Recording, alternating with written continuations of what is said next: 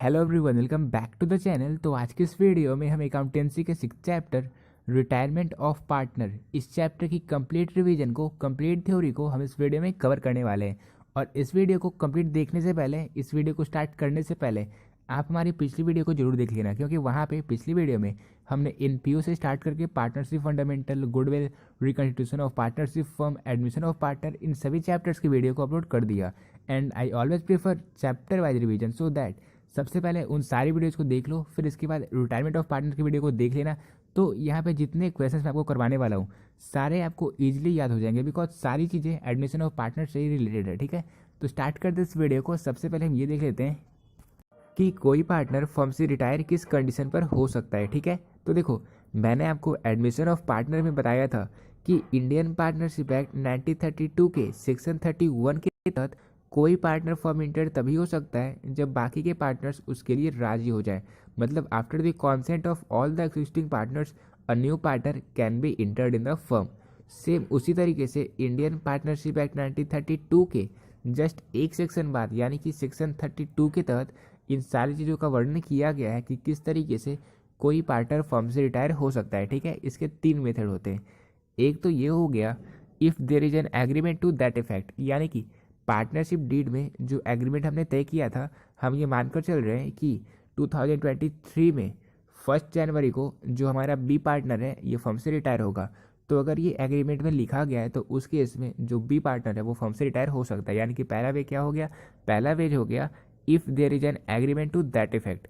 और दूसरा केस क्या होता है, if all the partners consent to his retirement. इसका मतलब ये हुआ कि बाकी के जो पार्टनर्स हैं वो सहमत हो जाएं कि जो रिटायरमेंट ऑफ द पार्टनर, मतलब जो पार्टनर रिटायर हो रहा है, वो ये कह दे कि अब मैं ज़्यादा काम नहीं करना चाहता, मेरी तबीयत सही नहीं रहती है, या मैं बहुत बूढ़ा हो चुका हूँ, तो अब मैं चाहता हूँ कि मैं फर्म से अलविदा ले लूँ। तो उस केस में बाकी के जो पार्टनर्स हैं वो कहते हैं ठीक है तुम अलविदा ले लो। तो उस केस में भी कोई पार्टनर फर्म से रिटायर हो सकता है। इसके अलावा थर्ड वेज क्या होता है, थर्ड मेथड क्या होता है, तो if the partnership is at will by giving a written notice to all the other partners decision to retire. तो देखो, मैंने आपको पार्टनरशिप फंडामेंटल में बताया था कि पार्टनरशिप फर्म कितने तरह के हो सकते हैं, 4 तरह के हो सकते थे। उनमें से एक था पार्टनरशिप एट विल। यहाँ पे कोई भी पार्टनरशिप फर्म का क्लोजिंग डेट नहीं पता होता, मतलब जब तक मन चाहे, मन मर्जी के अकॉर्डिंग ये जो फर्म है निरंतर चलता रहेगा। इसका कोई खास स्पेसिफिक डेट नहीं है कि इस डेट को हमें इस फर्म को समाप्त करना है, तो उसे हम कहते हैं पार्टनरशिप एट विल।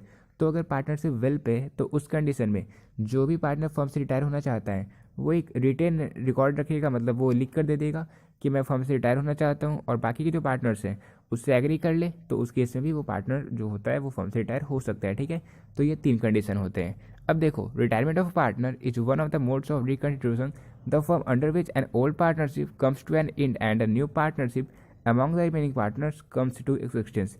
इसका मतलब ये हुआ कि जैसा कि मैंने आपको बताया था एडमिशन ऑफ न्यू पार्टनर के टाइम, कि वहाँ पे भी जो हमारा ओल्ड प्रॉफिट शेयरिंग रेशियो था, जो हमारा ओल्ड एग्रीमेंट था, वो सारी चीज़ें समाप्त हो जाती है। और अब जब पार्टनर फर्म से रिटायर हो रहा है तो उसके बाद हम न्यू रेशियो में अपने प्रॉफिट को शेयर करते हैं।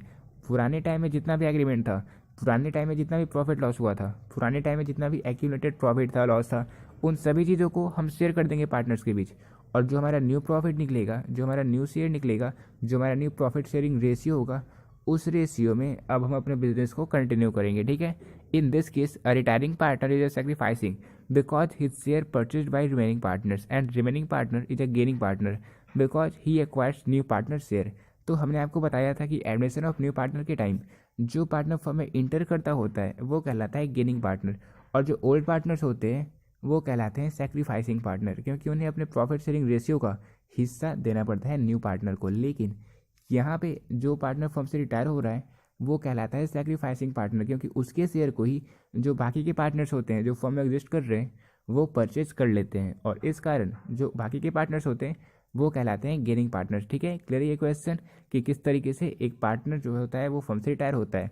So what is the meaning of partner retirement, ये तो हमने क्लियर कर लिया। अब हम ये देखने वाले हैं कि कौन कौन से रीजन होते हैं जिसके कारण एक पार्टनर फर्म से रिटायर होना चाहता है। पहला रीजन क्या होता है, पहला रीजन है when there is a dispute from a partner.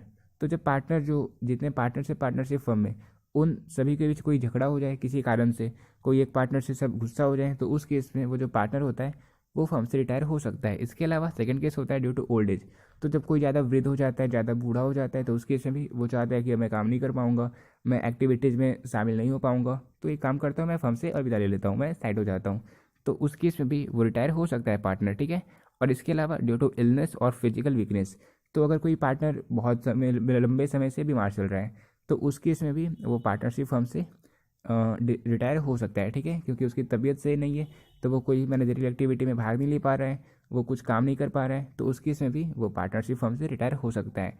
इसके अलावा फोर्थ पॉइंट होता है due to being a fixed date in partnership, यानी कि पार्टनरशिप में ये चीज़ पहले से तय था कि इस पार्टनर को इतने टाइम के बाद फर्म को रिटायर करना पड़ेगा, फर्म से रिटायर होना पड़ेगा, तो उस केस में भी पार्टनर को फर्म से रिटायर होना पड़ता है, ठीक है।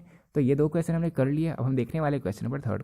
तो अब क्वेश्चन नंबर थर्ड है, what are the task related to accounting when the partner is retired, यानी कि जब पार्टनर फर्म से रिटायर होते हैं तो हमें कौन कौन सी अकाउंटिंग को करना पड़ता है। देखो, हमने आपको पहले ये बताया था एडमिशन ऑफ पार्टनर में कि जब कोई पार्टनर फर्म में एडमिट होता है तो हमें कौन कौन सी ट्रीटमेंट को करना पड़ता है, कौन कौन सी अकाउंटिंग को करना पड़ता है। सेम लगभग सेम वही चीज़ें हमें यहाँ पे भी करनी पड़ती है, बट थोड़े बहुत चेंजेस होते हैं जो आपको ईजिली समझ में आ जाएगा। सबसे पहली बात कि यहाँ पे हम कैलकुलेट करते हैं न्यू रेशियो को और गेनिंग रेशियो को, और अगर हम बात करें एडमिशन ऑफ पार्टनर की तो वहाँ पे हम कैलकुलेट करते थे न्यू रेशियो को और सेक्रीफाइसिंग रेशियो को। और ऐसा हम इसलिए करते थे क्योंकि जो हमारे ओल्ड पार्टनर होते थे उन्हें सेक्रीफाइस करना पड़ता था, उन्हें अपने प्रॉफिट शेयरिंग रेशियो का कुछ हिस्सा देना पड़ता था न्यू पार्टनर को, इसलिए वहाँ पे हम कैलकुलेट करते थे सेक्रीफाइसिंग रेशियो को। लेकिन यहाँ पे जो अब के हमारे पार्टनर होते हैं उन्हें रिटायरिंग पार्टनर्स का शेयर मिल जाता है, इसलिए वो होते हैं गेनिंग पार्टनर, और इसलिए यहाँ पे हम न्यू रेशियो और गेनिंग रेशियो को कैलकुलेट करते हैं। क्लियर। फिर इसके बाद नेक्स्ट पॉइंट है रिकॉर्डिंग ऑफ गुडविल। तो वहाँ पे भी हम वैल्यूएशन ऑफ गुडविल करते थे। ऐसा इसलिए करते थे ताकि जो सेक्रीफाइसिंग पार्टनर है उन्हें न्यू पार्टनर प्रीमियम के फॉर्म में पैसे दे सके, और यहाँ पे भी हम गुडविल को कैलकुलेट करते हैं कि जो हमारे ओल्ड पार्टनर्स हैं उन्हें हम गुडविल पे कर सकें, ठीक है। थर्ड पॉइंट है एडजस्टमेंट ऑफ एक्यूमुलेटेड प्रॉफिट और लॉस एंड रिजर्व। तो एक्यूमुलेटेड प्रॉफिट क्या होता है, एक्यूमुलेटेड लॉस क्या होता है, रिजर्व क्या होता है, इन तीनों क्वेश्चंस को हमने कवर कर दिया था एडमिशन ऑफ अ पार्टनर में। वीडियो को देख लो, क्लियर हो जाएगा, आपको ज़्यादा मेहनत करनी नहीं पड़ेगी, ठीक है। सारे कॉन्सेप्ट्स क्लियर होते रहेंगे तो एग्जाम में जब क्वेश्चंस दिखेगा तो आप इजीली सॉल्व कर दोगे सारे क्वेश्चंस को। तो हम वहाँ पे एडजस्ट कर लेते हैं, इन सभी को ट्रांसफर कर देते हैं, शेयर कर देते हैं, डिस्ट्रीब्यूट कर देते हैं रिटायरिंग पार्टनर्स के बीच और जो ओल्ड पार्टनर्स होते हैं उनके बीच। इसके अलावा revaluation of assets and liability. तो एसेट्स एंड लायबिलिटी इन दोनों की बुक वैल्यू और मार्केट वैल्यू को कैलकुलेट कर लेते हैं हम, उन दोनों के बीच के डिफरेंस को देख लेते हैं, प्रॉफिट होता है तो डिस्ट्रीब्यूट कर देते हैं, या लॉस होता है तो भी हम डिस्ट्रीब्यूट कर देते हैं, ठीक है। और इसके बाद payment to a retiring partner. तो जो भी पैसे बचते हैं, जो भी प्रॉफिट निकलता है साल के अंत तक का, जब तक पार्टनर फर्म में थे तब तक के प्रॉफिट को हम शेयर कर देते हैं, पार्टनर्स को पे कर देते हैं, ठीक है। फिर इसके बाद adjustment of joint life policy. तो इसकी कुछ एंट्रीज मैंने आपको दिखाई थी पिछली वीडियो में, तो यहाँ पे हम ज्वाइंट लाइफ पॉलिसी को भी एडजस्ट कर देते हैं और इसके बाद कैपिटल को भी एडजस्ट कर देते हैं, ठीक है। वो जो ओल्ड पार्टनर था उसका खत्म हो जाता है सब कुछ, और जो न्यू बाकी के पार्टनर्स होते हैं उन सभी के साथ फर्म को कंटिन्यू करते हैं, ठीक है। तो कैपिटल अकाउंट को भी हम एडजस्ट कर देते हैं। इसके बाद क्वेश्चन नंबर 4 है how to calculate the new ratio in the state of retirement. तो जब कोई पार्टनर फर्म से रिटायर होता है तो हम किस तरीके से न्यू रेशियो को कैलकुलेट करते हैं। तो इसके भी दो वेज होते हैं। देखो, पहला वे क्या हो गया, in this condition by removing the ratio of retiring partner the old ratio of remaining partners will be the new ratio and gaining ratio. यानी कि जो हमारे ओल्ड पार्टनर्स होते हैं, जिनका जो प्रॉफिट शेयरिंग रेशियो था, अगर हम रिटायरिंग पार्टनर्स को साइड कर दें और हम ये कहें कि जो ओल्ड पार्टनर्स थे उनका वही शेयर चल रहा है, जो हमारे ओल्ड पार्टनर्स थे उनका वही शेयर चल रहा है, तो जो उनका ओल्ड रेशियो था वही उनका न्यू रेशियो रहेगा, और जो उनका गेनिंग रेशियो होगा वो भी उस रेशियो के प्रोपोर्शनेट में ही होगा। जैसे मान के चलो ए, बी और सी 3 पार्टनर्स हैं, ए, बी और सी शेयर कर रहे हैं प्रॉफिट को 3:2:1 के रेशियो में, ठीक है। सी हो गया रिटायर, तो सी का जो 1 पार्ट था वो अब ए और बी 3:2 के रेशियो में खुद में ले लेगा, तो अब जो इनका न्यू रेशियो होगा वो अभी भी 3:2 ही होगा। अगर मैं ये पूछूं कि गेनिंग रेशियो क्या होगा तो वो भी 3:2 ही होगा। मतलब जो 1 पार्ट था उसका 3 पार्ट लिया, मतलब अगर मैं आपको बोलूँ तो 3/5 पार्ट लिया ए ने और 2/5 पार्ट लिया बी ने। तो इस तरीके से उनका ओल्ड रेशियो, उनका न्यू रेशियो, उनका गेनिंग रेशियो ये तीनों सेम ही होगा, ठीक है। सेकेंड वे क्या है, when the remaining partners purchase the share of retirement partner its such condition share which are purchase from retiring partner will be adding to the remaining partner share. एक minute, in such condition share which are purchase from retiring partner will be added to remaining partner share. मतलब कि जो हमारे retiring partners का share था उसके share को old partner खरीद लेते हैं। मान के चलो उसका एक पार्ट था, तब 3/5 को बी ने खरीद लिया, 2/5 को ए ने खरीद लिया। तो वो जो 2/5 था और 3/5 था, इन दोनों को हम ए और बी के रिस्पेक्टिव अकाउंट में ऐड कर देते हैं, तो उनका न्यू रेशियो निकल कर आ जाता है। ठीक है, एक ये मेथड होता है। और ट्रिक क्या है, the ratio in which the remaining partner purchase the share from retiring partner will be the same ratio as well as gaining ratio. यानी कि जिस रेशियो में रिमेनिंग पार्टनर जो है, जो फर्म में अभी रह रहे हैं, वो ओल्ड पार्टनर से, जो पार्टनरशिप फर्म से रिटायर हो रहा है, उसके शेयर को लेते हैं, वही उनका गेनिंग रेशियो होता है। ठीक है, क्लियर हो गया ये क्वेश्चन। अब क्वेश्चन नंबर 5 है, explain the accounting treatment of goodwill on retirement of a partner. जब कोई पार्टनर फर्म से रिटायर होता है तो उस केस में हम गुडविल को किस तरीके से ट्रीट करते हैं, इसकी क्या हम अकाउंटिंग ट्रीटमेंट करते हैं, अब हम ये देखते हैं। तो देखो, जो पार्टनर फर्म से रिटायर होता है तो हम क्या करते हैं, गुडविल को कैलकुलेट करके उसकी राशि को हम पे कर देते हैं रिटायरिंग पार्टनर को। ठीक है, when a partner retire from the firm goodwill shall be valued as per the method specified in the partnership deed. यानी कि पार्टनरशिप डीड में हमने गुडविल को कैलकुलेट करने का जो भी मेथड रखा था उस अकॉर्डिंग हम गुडविल को कैलकुलेट करेंगे।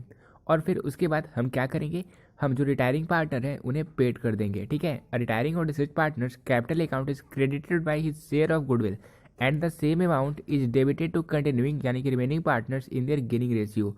तो जो हमारा पार्टनर रिटायर कर रहा है उसे हम क्रेडिट कर देंगे उसके गुडविल को, शेयर को।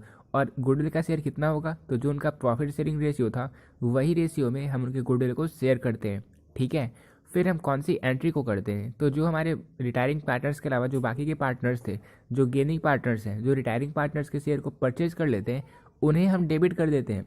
और जो रिटायरिंग पार्टनर है उन्हें हम क्रेडिट कर देते हैं। यानी कि gaining partners capital account debited to sacrificing partners capital account. ठीक है, फिर हम एडजस्टमेंट एंट्री कर देते हैं कि being adjustment entry made for goodwill. ठीक है, इसके अलावा नोट करने वाली बात यह है कि there are some goodwill appear in the book of firm then it is written off among all partners in old ratio.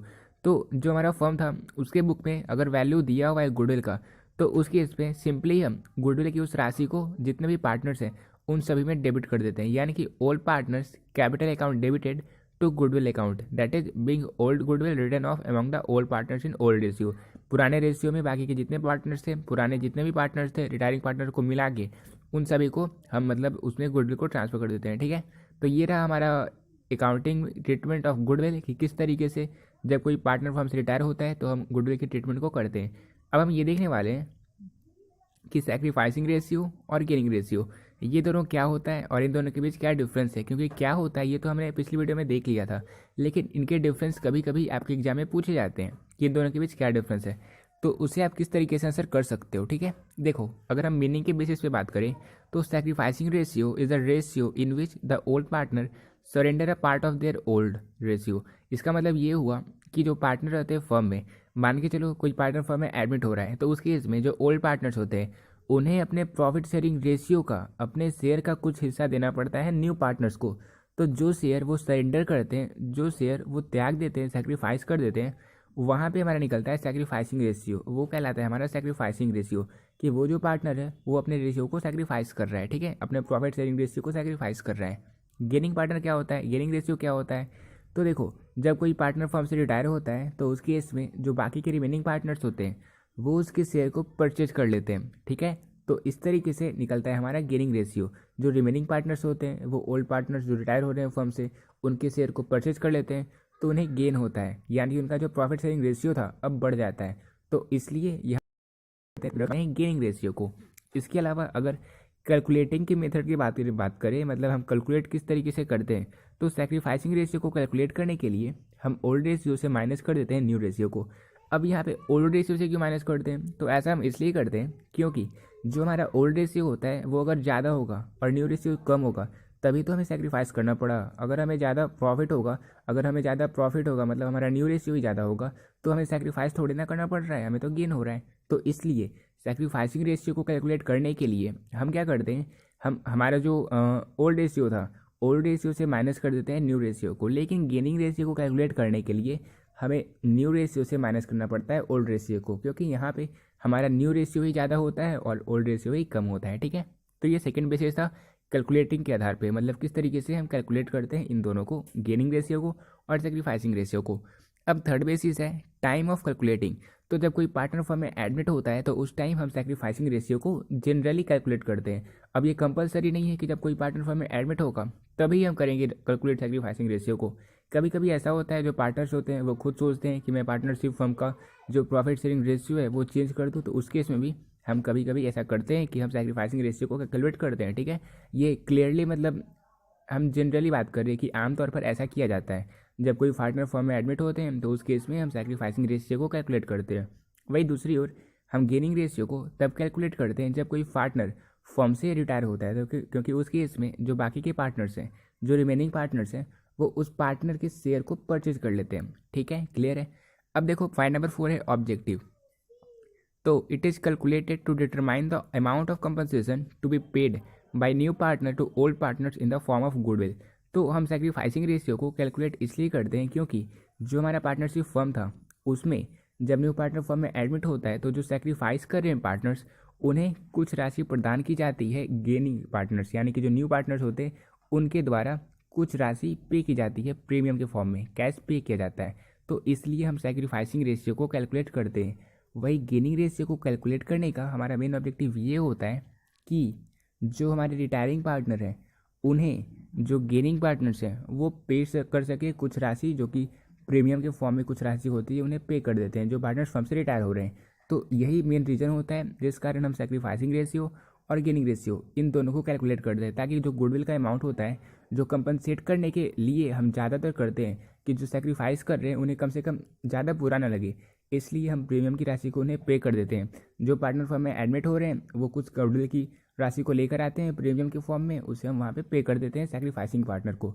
इसके अलावा जो पार्टनर फर्म से रिटायर हो रहा है तो जो गेनिंग पार्टनर है वो कुछ राशि उसे दे देते हैं प्रीमियम के फॉर्म में। ठीक है, क्लियर हो गया सेक्रीफाइसिंग रेशियो और गेनिंग रेशियो इन दोनों के बीच क्या डिफरेंस है। और देखो अगर आप इस फाइल की पीडीएफ को डाउनलोड करना चाहते हो, मतलब आप रिटायरमेंट ऑफ पार्टनर की कंप्लीट थ्योरी के नोट्स को पीडीएफ फॉर्म में डाउनलोड करना चाहते हो, तो आप लोग डिस्क्रिप्शन बॉक्स चेक करना। इसके अलावा आप कमेंट सेक्शन भी चेक कर सकते हो, वहाँ पे मैंने इस पीडीएफ का लिंक शेयर कर दिया है। ठीक है, तो आप क्लिक करना उस लिंक पे, और लिंक पर क्लिक करोगे तो ये जो फाइल होगा वो ओपन होगा। हालांकि फ़ाइल पासवर्ड प्रोटेक्टेड है, और फाइल का पासवर्ड क्या रखना चाहिए, चलो मैं अपने स्टूडेंट्स के नाम पर ही पीडीएफ का पासवर्ड रखूँगा। ठीक है, तो मैं आज से बहुत सारे बच्चे मेरे चैनल से जुड़े हुए हैं, तो इस पीडीएफ का पासवर्ड होगा RISABH, यानी कि रिसर्व। ठीक है, शॉर्ट में टाइप करना रिसर्व, ये फाइल ओपन हो जाएगा।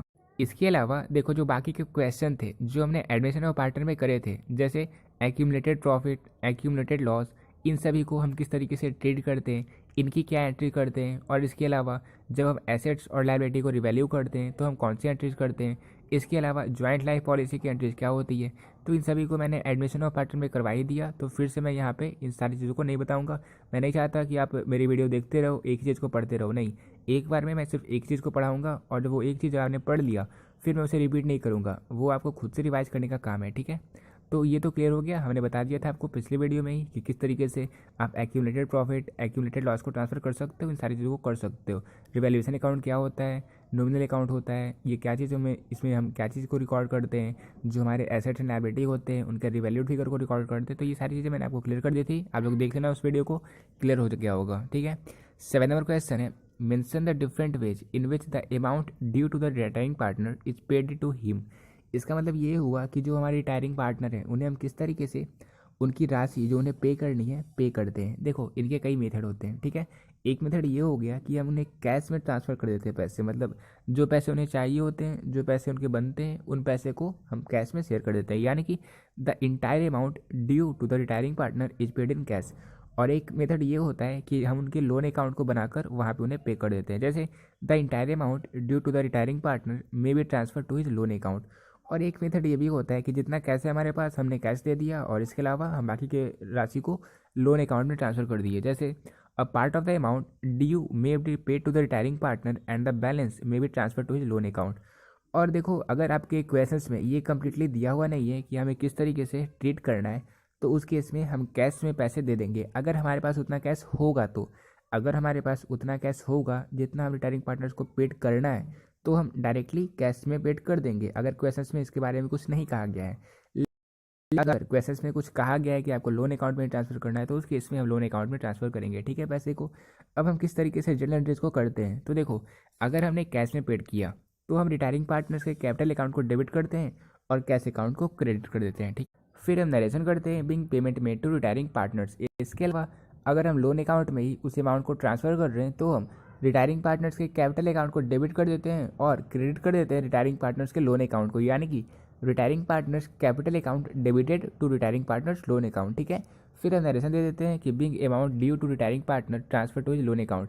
फिर कभी कभी ऐसा होता है कि हम पेमेंट को इंस्टॉलेशन के बेसिस पे करते हैं, तो इंस्टॉलमेंट में करने पर जो इंटरेस्ट बनता है उस इंटरेस्ट को हम किस तरीके से रिकॉर्ड करते हैं, हम इंटरेस्ट अकाउंट को डेबिट करते हैं और रिटायरिंग पार्टनर्स के लोन अकाउंट को कर देते हैं क्रेडिट, ठीक है। इसका नरेशन बनता है कि बिंग इंटरेस्ट ड्यू, यानी कितना इंटरेस्ट बनता है। इसके बाद जो हम पेड कर देते हैं इस कंप्लीट राशि को, इंस्टॉलमेंट को जब हम पेड कर देते हैं तो हमारी फाइनल एंट्री बनती है retiring partners loan account debited to cash या बैंक अकाउंट, ठीक है। अगर वो अमाउंट बड़ा है, बहुत ज़्यादा है, तो उसे हम बैंक अकाउंट कर देते हैं, ठीक है। लेकिन अगर राशि थोड़ा छोटा है तो उसे हम कैश अकाउंट कर देते हैं क्रेडिट, ठीक है। हो गया कंप्लीट, क्लियर हो गया ये चैप्टर। तो आज के इस वीडियो में हमने retiring of a partner, retirement of a partner की कंप्लीट चैप्टर को कवर कर लिया। मिलते हैं अपने नेक्स्ट वीडियो में एक नए चैप्टर के साथ, डेथ ऑफ अ पार्टनर के चैप्टर के साथ, और वो चैप्टर भी इस चैप्टर से बहुत ज़्यादा मैच करता है, तो इसलिए इस वीडियो को आपने कंप्लीट देख लिया तो अब वो चैप्टर भी आपको अच्छे तरीके से समझ में आ जाएगा, ठीक है। मिलते हैं अपने नेक्स्ट वीडियो में।